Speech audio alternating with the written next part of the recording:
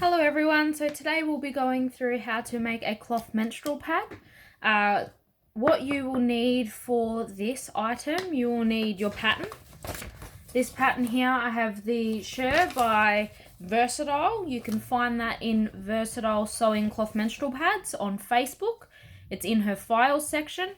It's a free pattern, so you don't have to spend any money for this, and I'll explain how. So first off, you've got your pattern. What you'll need to do when you've got your pattern is you'll also need a pen, a normal pen, any pen, a fabric marker. You'll need your paper scissors for the pattern. You'll also need your fabric scissors for the construction of the menstrual pad or panty liner, whatever type of pad you'll need. These are some extras that you don't necessarily need but could be handy. Some thread snips, they're just really tiny scissors. I find them really handy for a lot of different things. An unpicker in case you make any mistakes. Pinking shears when we get to actually trimming around to turn our pad. You'll also need your fabric and some sticky tape. So now you've got all your stuff, we'll go through how to make the pattern first, and I will go through with each step pretty thoroughly so it's good for beginners. So we've got our pattern. This one is set out like this. It has all the different sizes here. Today I'm going to be making a 9-inch just so it's pretty common size for moderate and panty liners. So this pattern is all of them on the one sheet. You've got all your sizes and all your core pieces. So you'll need to print 4 of this one page for the whole 9-inch pad and the core. So what I like to do is you grab your paper scissors, not your fabric scissors. And then I trim down on this line here just to make it a bit easier, and I'll show you in a second. Trim down that line there, pop that in the recycling.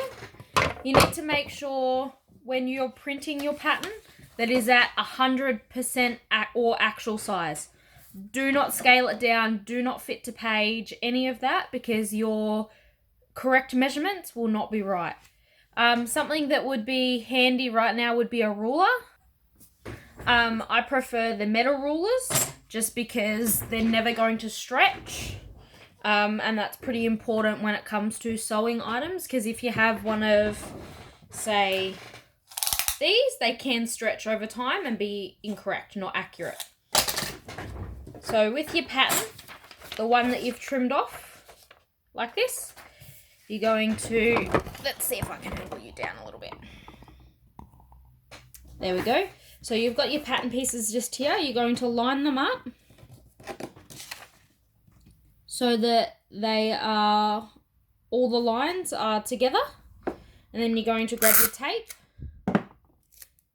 I like to tape in the middle first so it doesn't shift. And then I tape all the way down. And because I'm a little bit extra, what I also like to do is trim this section off the back here so it doesn't flap around. And I tape that down too. Okay. Now we've got our pattern taped. Like I said to everyone, I'm going to do the 9-inch, which is just this section here. I get my ruler. I've done this hundreds of times, but I always double check every time. Put it on the top line down here and follow it through to this line down here of the 9-inch.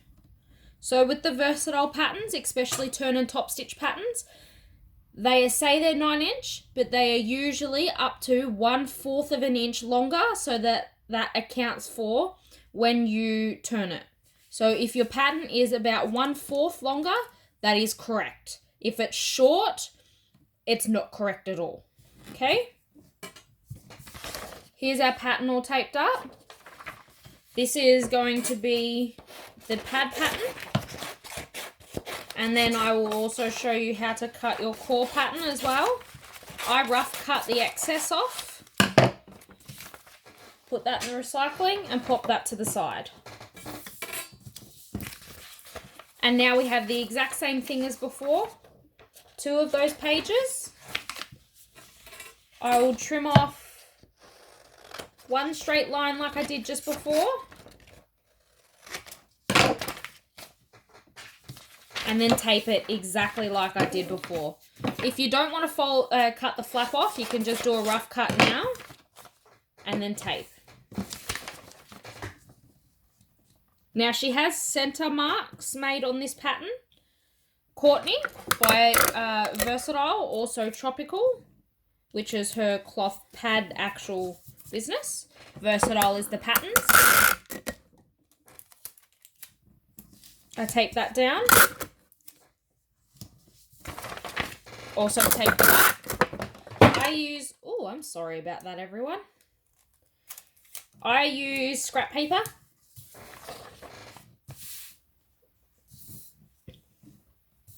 So that it is easier on the environment. I try not to use so much fresh paper, so I get scrap paper from work. So now with this one, you'll see your core line. Oh, I'm not even in frame. I apologize. Let me just fix that up. Sorry. So, have our core line and then our proper line. Now there's actually, you'll see here, 2 core lines. I'm going to cut on the tallest line so that I have a full core, which is this line here. Sorry, again, not in frame, which is this line here. If you were doing a stepped core to make it thinner and have the absorbency where it's needed, you would cut this core and this core. So you would need 6 pieces of paper total, unless you're putting it on something like transfer card. Okay, so now we cut it out on the correct lines, and I'll show you that part way and then I'll pause it and we'll continue. So for this is our core, I'm just going to cut straight along that core piece. As you'll see here, straight along that core piece. And then you just follow her pattern lines and go all the way down to your desired length. This is 7, 9, 11, 13 and 15 inch this can be. So you just follow the lines. Her patterns are very easy to read, and this again is a free pattern, so you don't need any money to make this. See, there is our core piece done.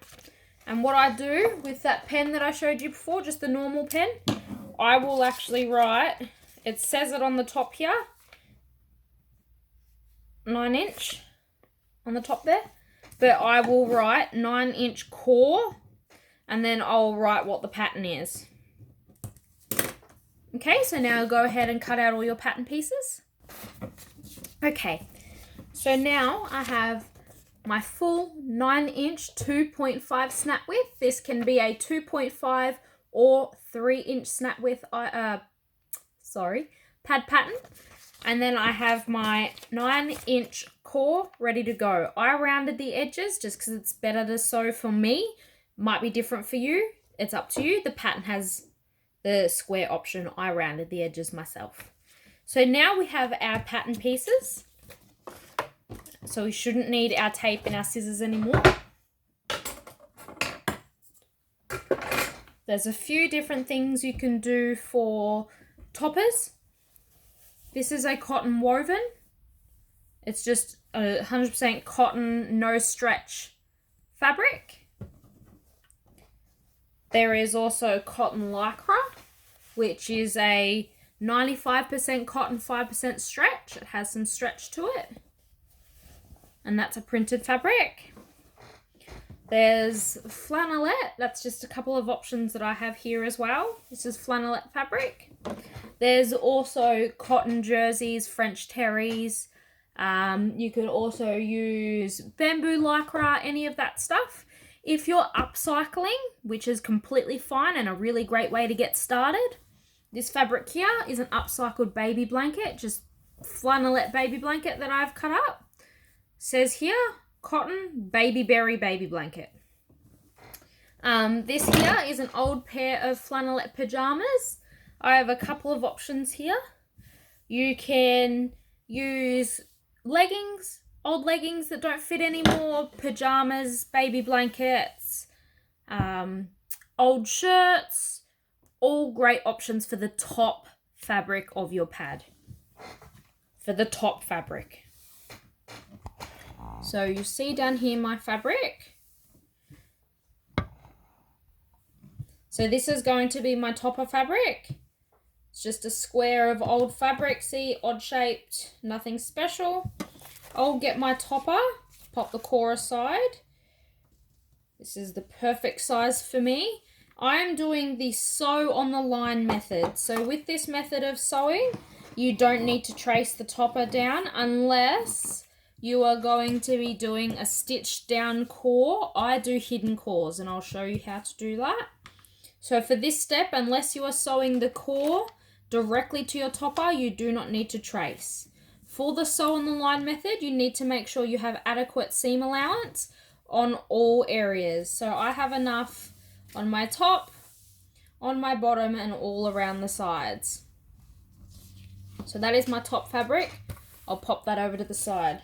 Now, flannelette is a really great hidden layer. You can also use any non-stretch fabric, like a cotton woven, like I showed you before. This is just plain white flannelette. So what I'll do now is I'll grab this like I did before, and I'll pop it down, and I'll cut a rough square. And that has enough seam allowance around the whole lot as well.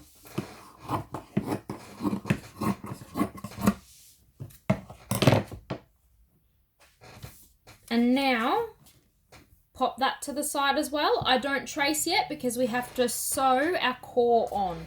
Now for our core, I'm just going to do a light. So I've just got one layer of this scrap that I had laying around. This is bamboo fleece, I'm pretty sure. Flannelette is a good core as well, and like I said, you can upcycle it. I've got this long strip here for cores. It's really, really good for absorbency as long as you have the right amount of layers. So for a light, you would use 2 layers. I'm doing a light and I have this scrap of bamboo here, so I'm just going to pop it on there and get my fabric marker that I showed you before. All this is a Crayola washable texture. So I'll go around and you just trace your core down.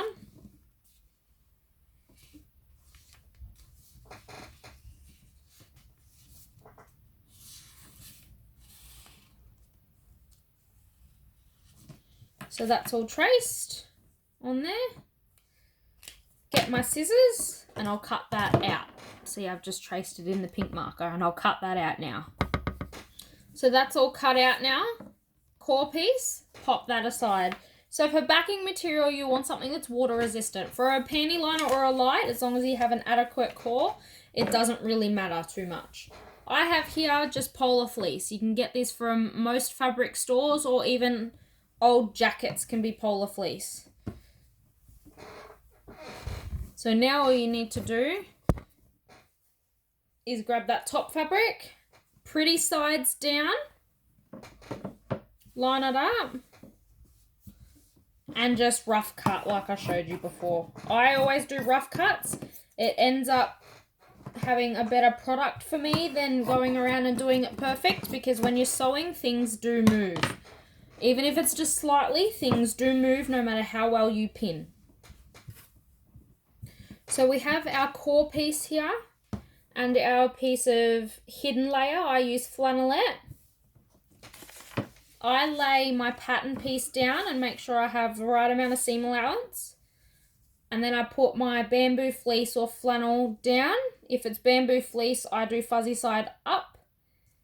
And then I grab just the very top of it and then slide my pattern out. So that'll be perfectly centered now. You can use clips. You can use clips or pins. Just depends on what you have on hand, or you don't need to pin or clip at all. But if you're a beginner, I suggest pinning, especially if you're using something stretchy. Okay, so now this is all pinned in place. We'll take it over to our sewing machine just here. And I have it on just a normal zigzag stitch. Always put your needle down first. I have a walking foot on mine just to make things a little bit easier. And then just do a zigzag stitch all the way around. Making sure that when you're going around, you do not run over any pins. You want to make sure you take those out because that can ruin the timing of your sewing machine.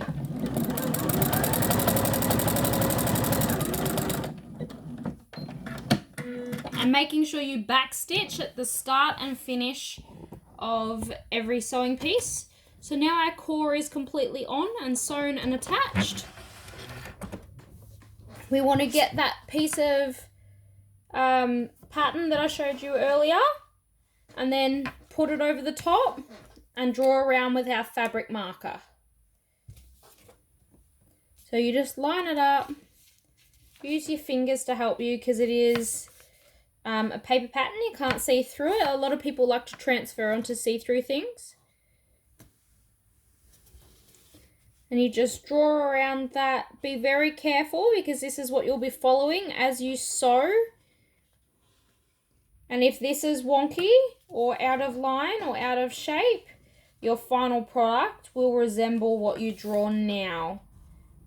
So you need to make sure when you're tracing your pattern and when you're cutting out your pattern that you need to be as accurate as possible because that is what your final product is going to represent. So now I've traced all around that perfectly the way it should be. And now you need to add in your turning hole because we're doing a sew on the line method. You need to add in a turning hole. Now I like to usually do it on the bottom piece.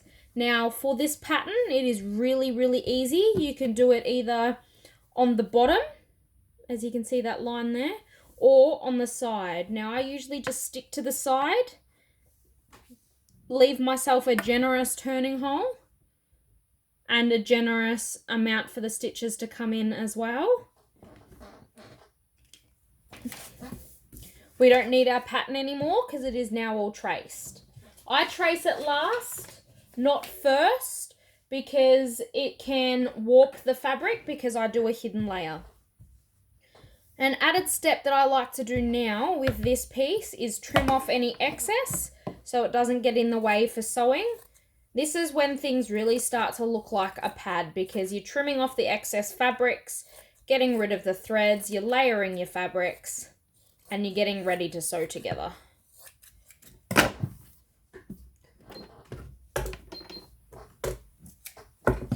So you've got your topper fabric, pretty side down. You've got your backing fabric with some fluff on it, pretty side up. You have your hidden layer with your core laid in there, making sure we have enough seam allowance as we go around.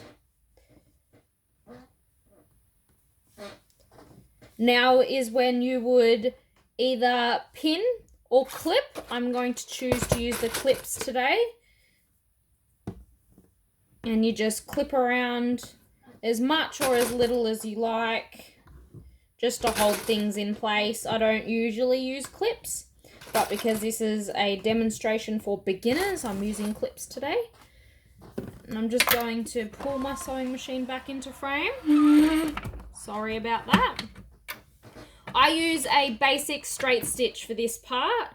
We want to make sure it's nice and secure, so we use a straight stitch. You start at the bottom of your turning hole, going nice and slow, and make sure you have it on a shorter stitch length for this part, going forward and going backwards. And then you make sure you lift your foot and pivot as you come around the edges. Now if you're doing straight, you'll only have to pivot once, but if you're doing corners, you'll have to pivot a few times.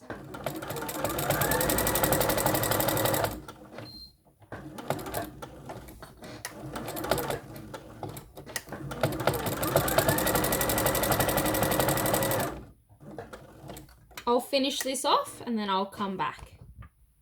Now when you get to the very end at your turn hole, you need to make sure that you stop when you're going and then go back a few stitches and then forward and then back, so that you finish that off and your turn hole will be nice and secure and very structured. So now we'll have our sewn product sewn on that line, pivoting around the corners, all stitched down. What you do now is you trim your turn hole.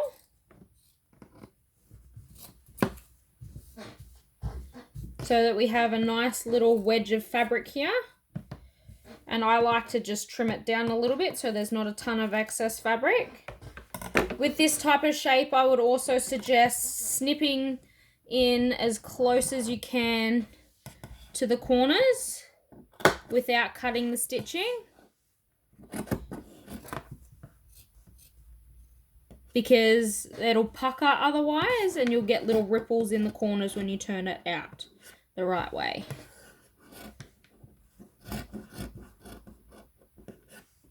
There we go. And if you do not own a pair of pinking shears like myself, which are little triangle scissors like this to add snips into the fabric around the corners, if you don't own them, what you need to do is you need to get your scissors and snip little triangles like this, so that when you turn the fabric out, you'll be able to have no puckers in those corners, and you just do that all the way around those round corners. But I have a pair of pinking shears, so I'll go ahead and trim off this pad with those. They're really affordable. You don't need them though, so you don't have to spend money on using pinking shears. So I'll go ahead and I'll use the pinking shears all the way around and I'll come back. Okay, so I've gone around and trimmed the whole lot. So you can see my whole pad is now completely trimmed. This is a tip that I wish I had known from the very start. Grab your fabric, especially if it's an overnight pad, and scrunch it into a ball. This makes the fibers not as stiff and really, really easy to turn out. And now you need to go in between your topper and your back of fabric, stick your finger in. I go all the way down to the end that is furthest from my turn hole. Get my thumb, push it inwards and drag it through with that other finger that was still in there. Grab this here, make a loop and pull it through. I wish I had known that when I first started. Just makes things a lot easier. Now we will pull out our wings, pull out our corners. Use a pokey object. I use my scissors, but I'd suggest if you're a beginner to use a pen or a wood stick, like a little chopstick. Poke out those curves. Mine are all curved, so it's easier for me. Poke them all through, flattening as we go. Roll the seams with your fingers if they don't look quite right.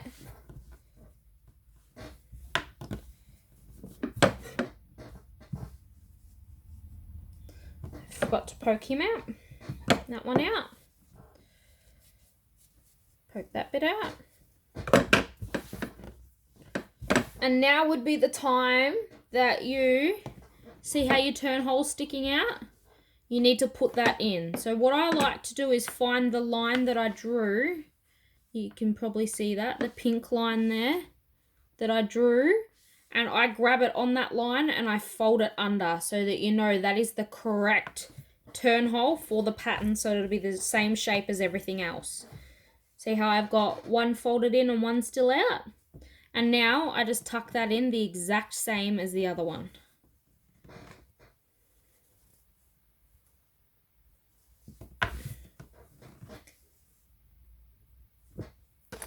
Grab your clips or your pins and then go to the iron and press it with hot steam, because then that makes it nice and flat for when you come to top stitching. Next is top stitching. So go press this so it's nice and flat. Hot steam, it's 100% cotton. If you're using cotton lycra, you can use hot steam. If you're using something like Minky, you'll need to put a flannelette square down first so you don't hurt the fabric because it's polyester. Whereas this is flannel, so hot steam will be fine. I'll go do that and then I'll come right back. Okay, so I've pressed my pad. It's nice and thin now. I take my clips off because I've already pressed that in, put the clips back on, so now it's nice and flat. When you are sewing a pad, I'll just bring you over here to show you, you need to put a point on your foot that is a guide. So I like to line up this edge here with my product so that I can get a really, really good, like, even top stitch. So see how that's lined up there? That's what I'll use as my guide to go around the whole thing. When I sew mine, I do it with a 3.5 length stitch for my top stitch, whereas with sewing the pad together, it's a 2.8. Okay. So I'll line that up with that part of my foot. I'll put my needle down.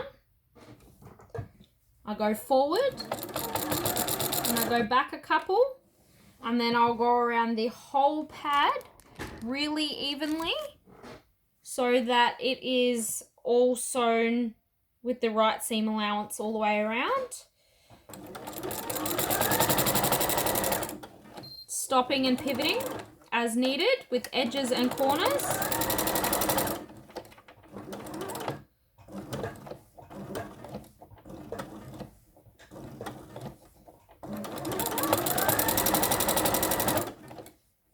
My walking foot is quite loud, I apologise.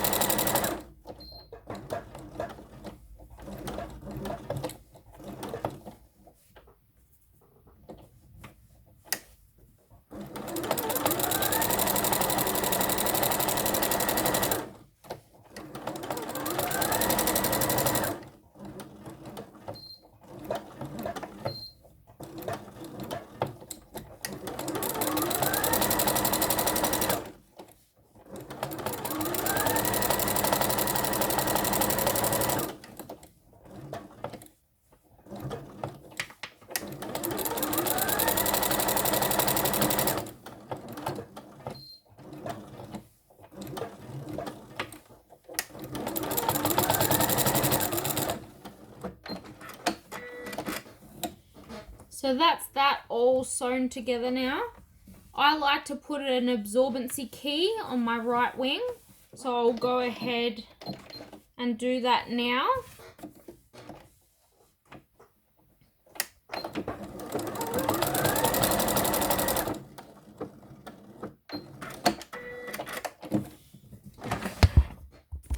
And now that is our pad all finished, so we're up to snaps and thread snipping.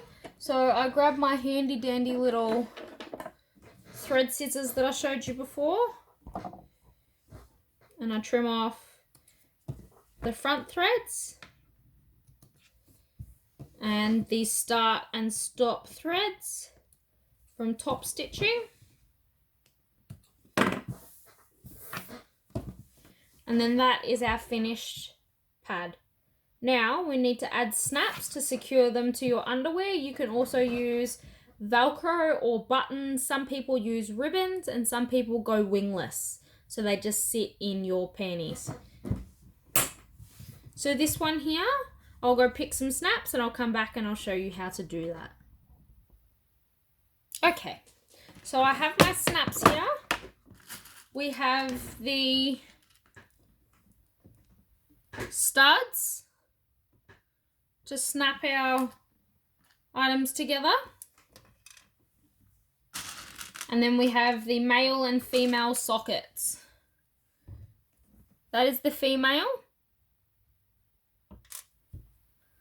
That is the male.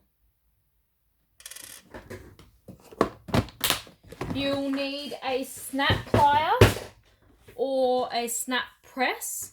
I have a snap press, which looks like this. Or you can get snap pliers that look like this. You'll need to measure the snap width of your finished item here. I like to bring my wings in, grab my ruler that I showed you before, my metal ruler, put it on the item, and make sure it's measuring the correct snap width. And then I grab my awl, the pointy tool, put it right on the end of the wings there, both wings folded under, and I snap through, I poke through until I get my fingers, but I don't go through the back of the pad, or you might have some leaking issues, but this is a light anyway. So then what you do is you grab your appropriate snapping tool. They've got the male and the female parts under here. So this one here is for the female. You pop that in. Grab my stud. Put it through the hole that I just made. Place that under my snapping tool. And then press down without squishing your fingers.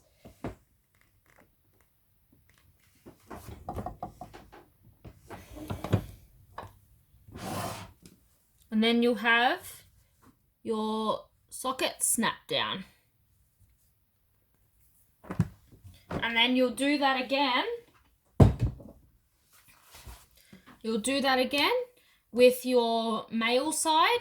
So you need to make sure with the female and male snaps, that's how I put my female on. Stud on that side. So with your male, you'll need to make sure that your stud is on the opposite side of the fabric or they will not close. Excuse the fluff. So then my male piece is in there. I pop that in and I close it down like I did the last one.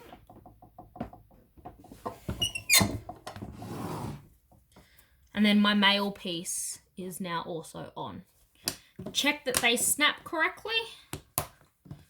They do, and that's how they would go around your underwear. Thank you so much for watching my very first sewing video for all of you.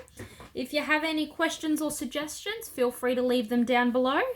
If you would like any type of videos that I could offer for you, leave those suggestions